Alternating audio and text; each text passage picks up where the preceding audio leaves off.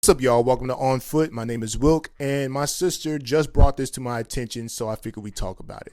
Jim Jones just recently tweeted that the sneaker culture was started by drug dealers. Argue with your mama. The man is right, and I can understand it when you put two and two together. Jim Jones is about, I think, 50 years old, and I'm not knocking that. I'm 38 myself, but I'm just using that as a timestamp.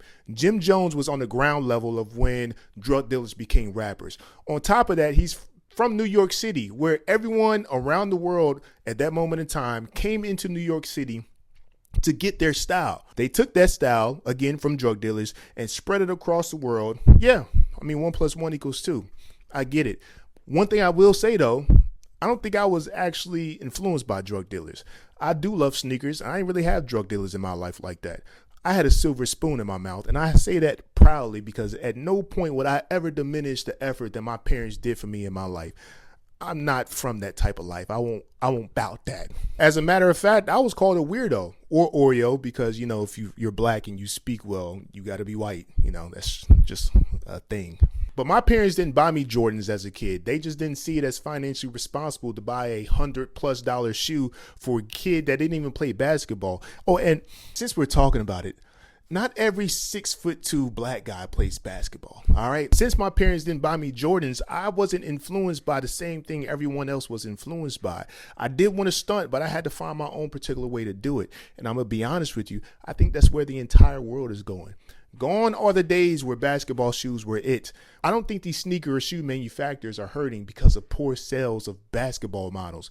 As a matter of fact, if anything, they're probably hurting because all of the research and development they had to do to maintain every other silhouette that's popping off right now. Running shoes, outdoor shoes, clogs.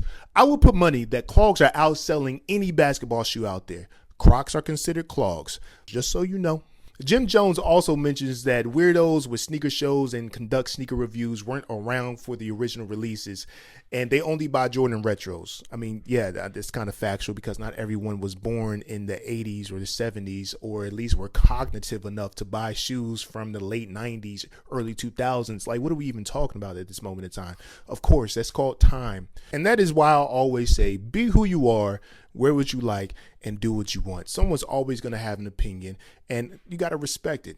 They're not completely wrong. They're not completely right. It's just who they are at that moment in time, and they're speaking from their standpoint. But that is why you have to stay in solidarity with your own self. Be who you are. Rock that mess out, because, bruh, everyone has something to say. Even me, apparently.